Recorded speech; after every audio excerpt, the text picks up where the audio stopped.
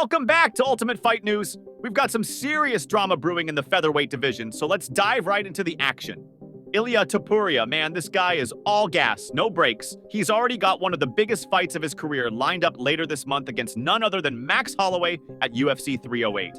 But even with that huge challenge ahead of him, Topuria can't help but keep his eyes on the lightweight throne. Yep, we're talking about Islam Makhachev. Topuria has been vocal about moving up and giving Makhachev a run for his money. Let's set the scene. Topuria is up against Max Holloway on October 26th in Abu Dhabi, which will be his first fight since dethroning Alexander Volkanovski to claim the featherweight crown. But you'd think he'd be laser-focused on Holloway, right? Wrong. During a recent social media Q&A, Topuria once again brought up his desire to take on Makhachev.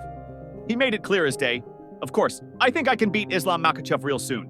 Hope Makhachev will be next after this fight." Bold words from a bold champ. But can he back it up? Now, let's not forget, Islam Makhachev isn't one to back down. When word got to him about Topuria's recent call-out, he fired back with a warning. Makhachev said if Topuria continues in the same spirit, he might play himself out. Something might happen.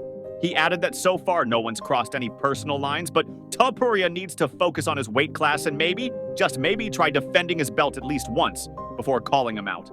Oof, that's a sharp jab if I've ever heard one. Now, here's the kicker.